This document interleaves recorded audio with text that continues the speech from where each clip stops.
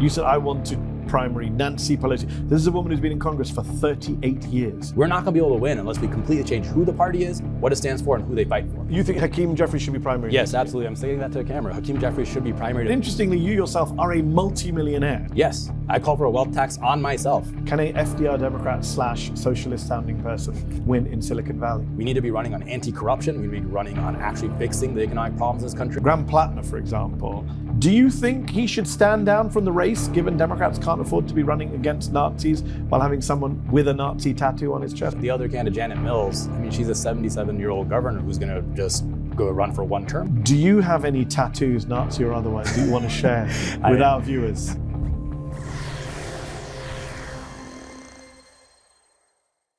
Almost 1 year ago, Democrats were dealt one of the biggest defeats their party has seen for a long time against Donald Trump reclaiming the White House, Republicans winning both the House and the Senate.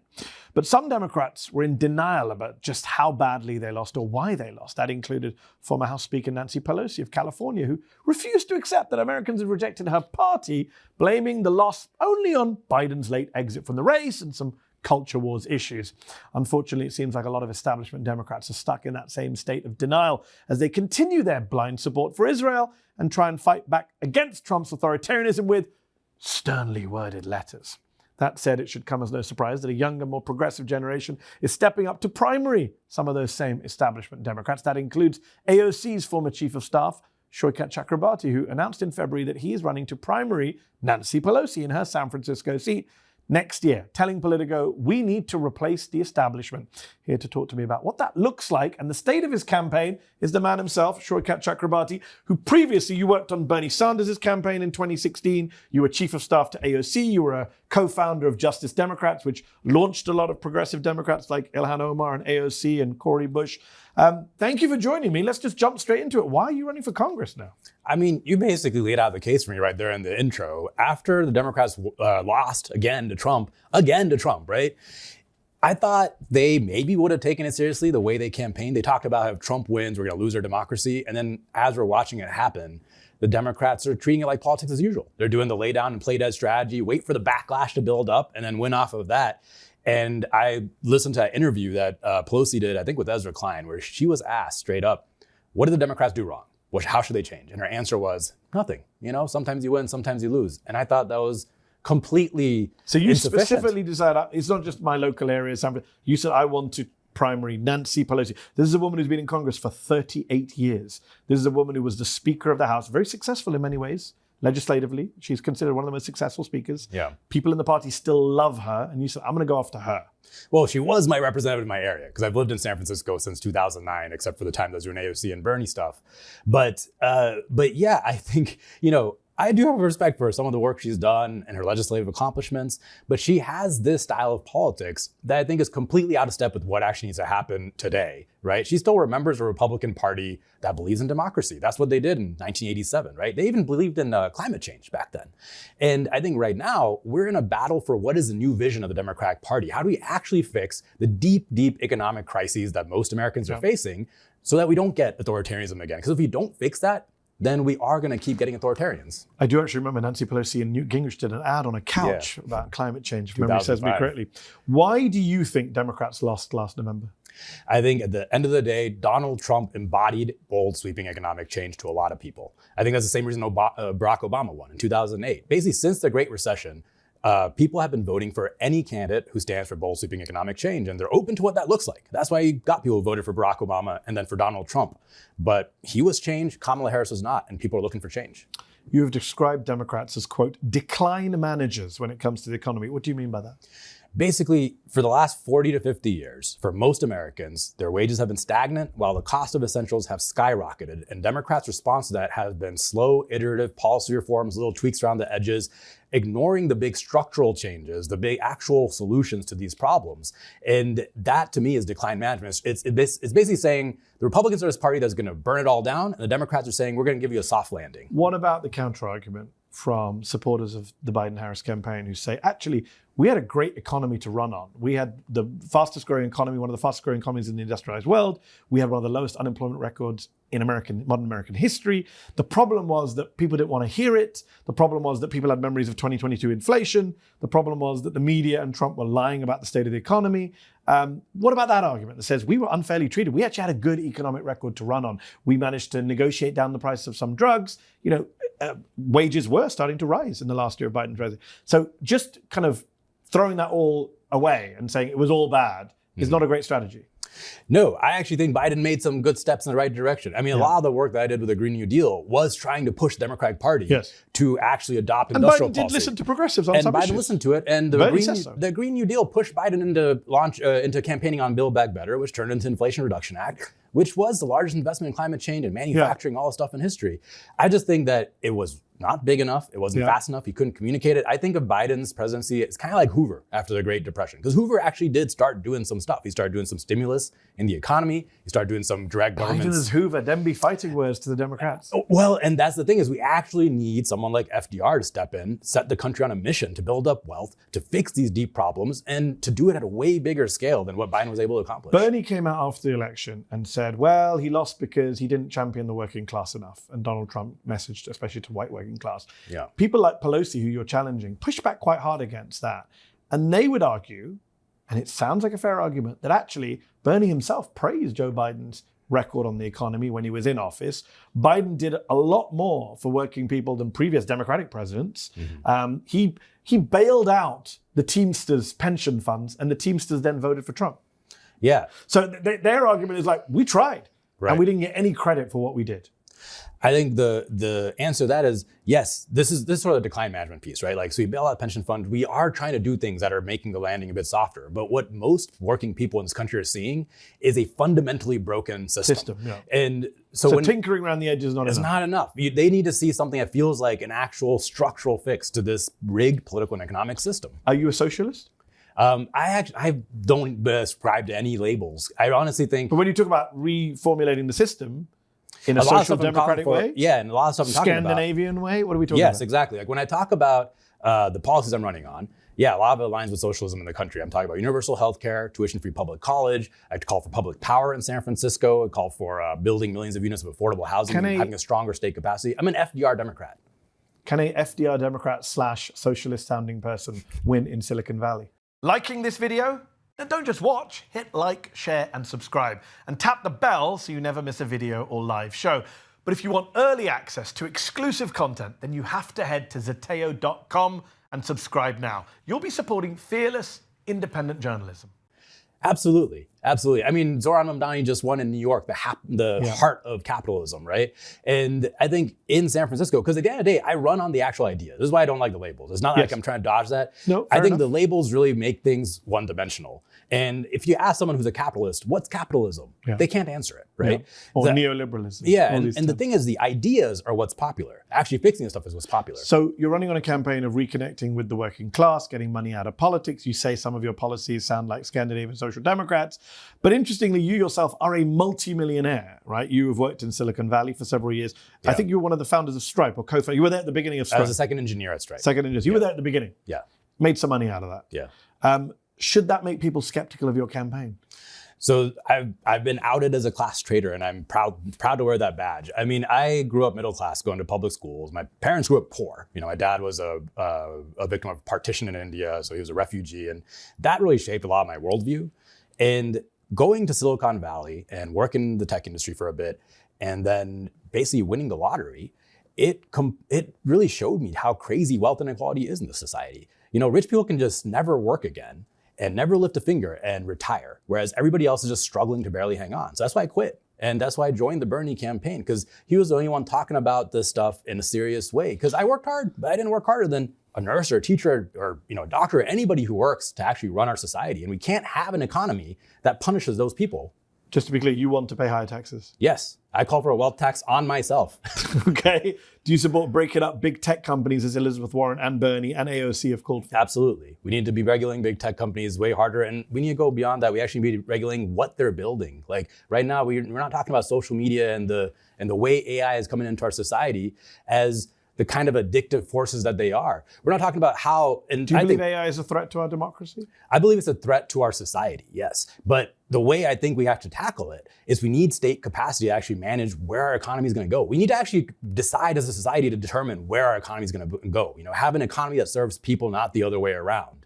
And I think the way I think about AI is the way I think about automation of the car manufacturing industry. This happened in Germany. When Germany did it, they had labor, corporations, government all sitting on the boards of car manufacturers. So the result of manufacturing automation there was workers made double the wages as their American counterparts. They also made way more cars per capita, and they had more robots per capita. That's how AI could work. And they made better cars, let's be And honest. they made better cars. You can't say that, you're an American politician. I can say it. Just by the way, on the big tech front, we had Mariana Mazzucato on the show recently, economist from the UK.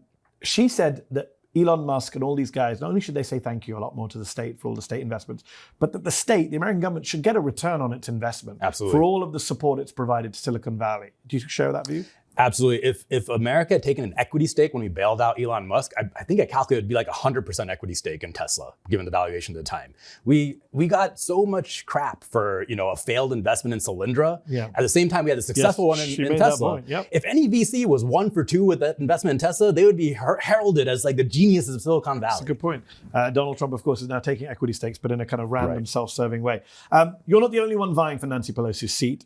Scott Wiener, who has represented San Francisco in the California State Senate for almost a decade, has now said he will be running for Nancy Pelosi's seat.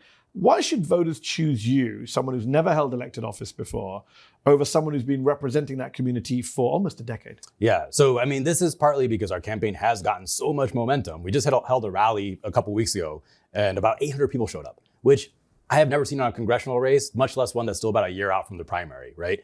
So I suspect Nancy Pelosi is actually going to step out and retire sometime in November, because Scott Wiener has said his whole life, or at least for the last 10 years, because he's always wanted to see that he's not going to jump in until Nancy Pelosi steps down. Now, Scott Wiener stepping in actually raises the stakes of this race, because he is the establishment corporate-backed candidate. And not only is he that, he's horrible on Palestinian rights. He's been a big opponent of Palestinian rights movements in the Bay Area. He just authored a censorship bill in California that passed, AB 715, which equates criticism of Israel with anti-Semitism in our public schools. So if you're a history teacher and you want to teach the Palestinian perspective on what's going on there, or if you're a student who calls Israel an apartheid state, you're going to get disciplined. Your school might lose funding. That's what this is. It's dangerous. It's what Trump is doing. But given where the Democratic base is, that should be good for you, shouldn't it? Because the Democratic base is super pro-Palestine and critical of Israel right now. Only 8% of Democrats say they support what Israel is doing in Gaza.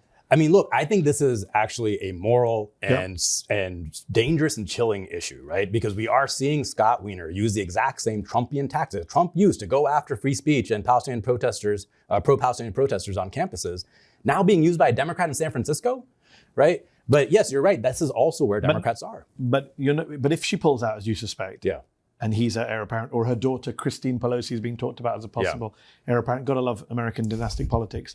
That makes your life harder, doesn't it? Because challenging Nancy Pelosi is one thing. Open primaries are a very different thing. I don't think it's hard, because even on the experience, so first off, on this issue, in San Francisco, the vast majority of voters are with me. And that's the same with every single issue I'm talking about, right? Every issue I'm running on, whether it's a wealth tax on the billionaires and the centimillionaires, whether it's building public power in San Francisco, all these are overwhelmingly popular in San Francisco and across the country, actually. But the other piece is I actually have experience doing the kind of work that I think is necessary today. Because I think right now, we're not looking for people to be technocrats in Congress to do little policy reforms, which is what Scott Wiener has done in a large Democratic state Senate in California. We need people to get big ideas into real legislation. That's what the Green New Deal was. We actually did that as a political strategy to force Joe Biden to respond with Build Back Better, and everybody running for president to respond. And that turned into real climate legislation, the largest investment in climate change in history. You mentioned Israel. You mentioned Palestine. You helped lead the launch of Justice Democrats back in 2017. That's right. Which got a lot of progressives elected to Congress, including Cory Bush, Jamal Bowman, who have since lost their seats after AIPAC put millions into those races to stop them. Aren't you worried that your outspoken stance on Gaza is going to lead to AIPAC getting involved in your race to fund your opponents and defeat you? I will be very surprised if they don't, because Scott Wiener specifically, he is not going to just be a passive vote for unconditional military support to Israel. He's going to be a fighter for that. He's going to be the next Josh Gottheimer, in our Congress. New Jersey Democrat. Yeah, and so I would be surprised if AIPAC does not, or now it's not just AIPAC. There's a bunch of different organizations. But you're not worried about the effect on the race, the money coming in? Like FDR said, I welcome them as my enemies. You have said that there is an appetite for change in the party. You cited Zoran Mamdani winning in the city of Wall Street. Obviously, he won by a landslide, the primary. Now we're approaching the general election. No sign of an endorsement from Chuck Schumer or Hakeem Jeffries. Every week we're told they might be about to endorse this week, and then they don't. What do you make of that? I think it's money. I think it's honestly money. I think they're looking at their donor base, and their donor base is saying, no, you can't back this guy. And it's politically incredibly stupid. They're destroying the party right now. They're destroying trust in the party right now. So you're not just a pundit commenting on Hakeem Jeffries from a distance. If you are elected to Congress, you will be a member of his caucus? Yes, I will, but I won't be voting for him for leader. And well, you beat me to my question. So he goes up for speaker, you'll say no? No, I think he's failed as leader for the Democratic Party. As a freshman who comes into a House Democratic majority, you will say, I'm not backing Hakeem Jeffries. Not only am I not backing Hakeem Jeffries, I'm talking about, I'm going to be calling for people to primary all the Democrats who have completely failed this party. You think Hakeem Jeffries should be primary? Yes, absolutely. I'm saying that to the camera. Hakeem Jeffries should be primary. If there's someone out there who can primary him, please do it. There is a young city councilman who's doing very well at the moment called Chiose, who is being asked to run against him. Let's see what he does. Okay, so you've been very strong on that. Okay, let me ask you this. That's Hakeem Jeffries. What about Chuck Schumer? Should your old boss AOC run against Chuck Schumer in a primary, or should she run for president in a primary? Or should she do both? Maybe. Oh, but could you do both? I mean, I'm not going to pretend to tell her what she should do. She should do what she wants to do. But Chuck Schumer should absolutely be primaried as well. So not necessarily by AOC, but he should be primaried. Yes. But what do you think of Alexandria Ocasio-Cortez as a presidential candidate? You know her well. You were her first chief of staff. Yeah, I think she brings the kind of politics that this moment really does need. And I think, of course, it's up to her whether she wants to run for president. But when I think about what actually needs to happen to fix this decline, because when I talk about the decline, I think you need not just different policies, you need a different kind of leadership. Because when you think about FDR, he brought the public along for the ride. And part of that is communicating, is saying what you're doing. It's a different mode of politics. Because Democrats believe political capital is a battery. And every time you do something, you use it up, right? We actually need this other way of thinking, which is by doing stuff, we get political capital. But to do that, you need an excellent communicator and someone who actually wants to make a difference and someone who's committed. And I think she's got that. You want to recharge the battery. Exactly. Has she endorsed your campaign? No, I'm not asking. I mean, I'm still running against Nancy Pelosi, so it is difficult for anyone in the caucus to endorse. You previously worked as her chief of staff.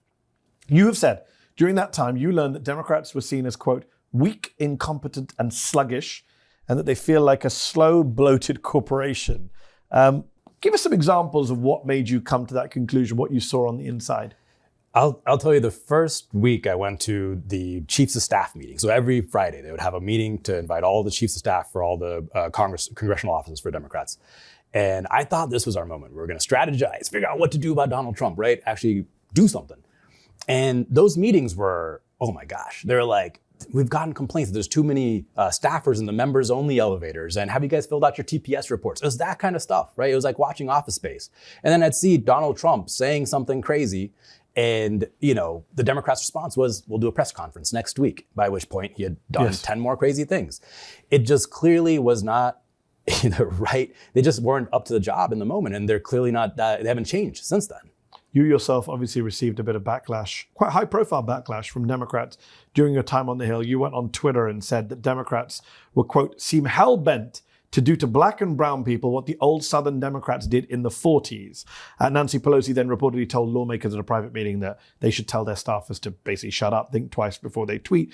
She seemed to be referring to you. Hakeem Jeffries' linked account criticized you publicly, said, get Sharice David's name out of your mouth.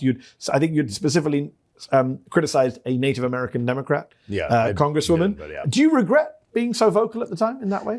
So first of all, I didn't specifically name her. Okay. I was very frustrated. The context for that was Nancy Pelosi had promised the caucus that we would actually fight on border funding for a bill that Trump was trying to push through, and she caved on it.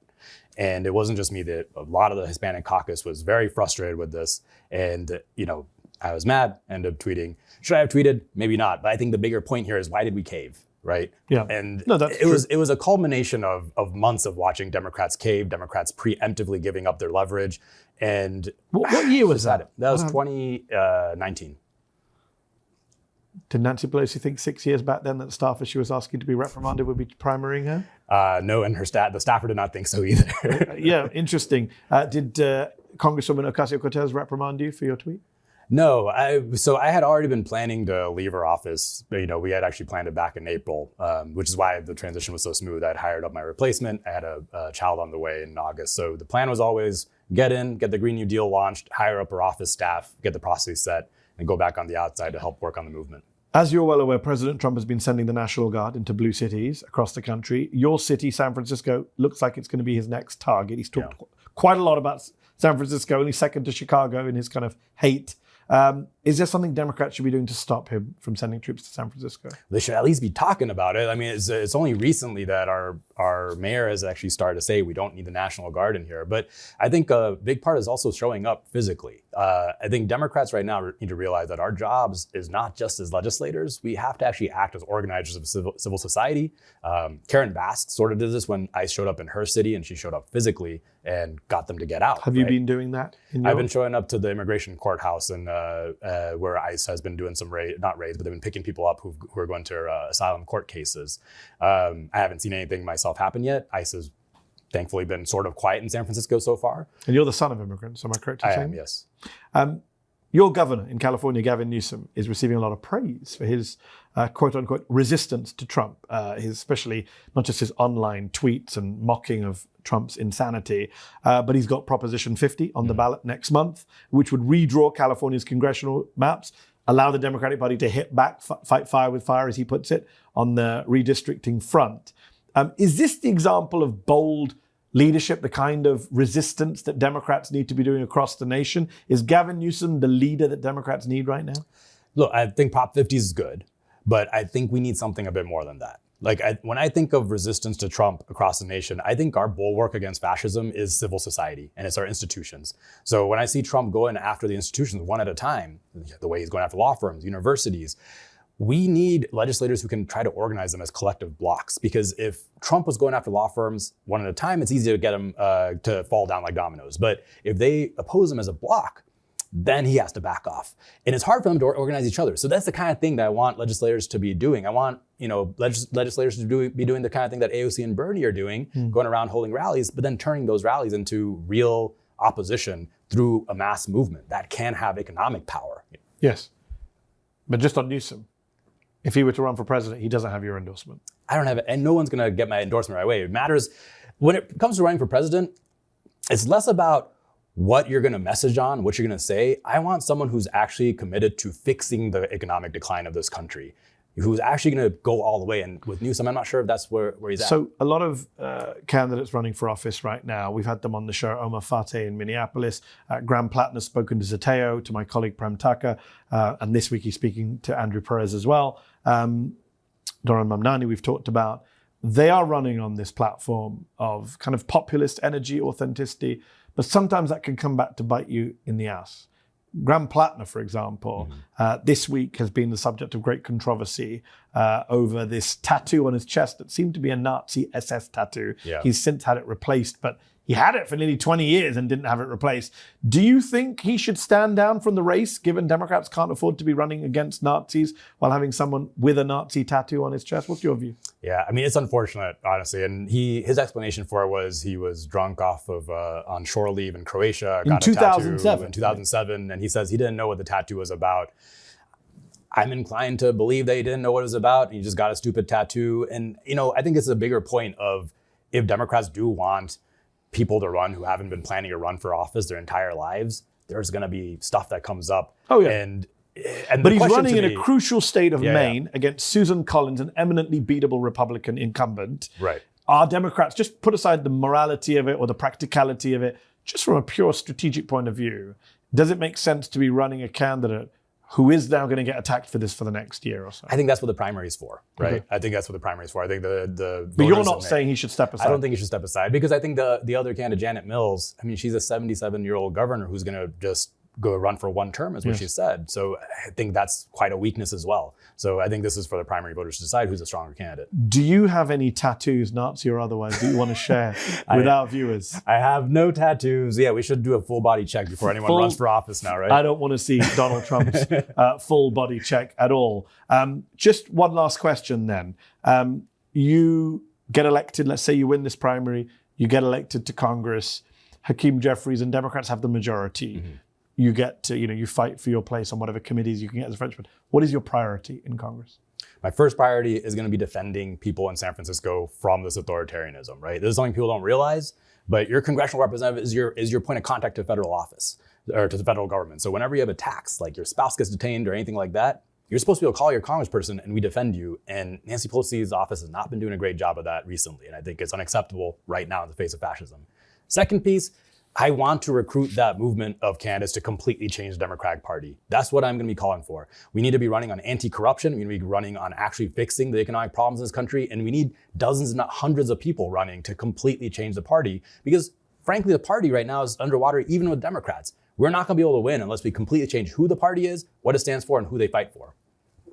We will have to leave it there. Thank you so much for your time, Saikat Chakrabarti. All right. Thanks for having me.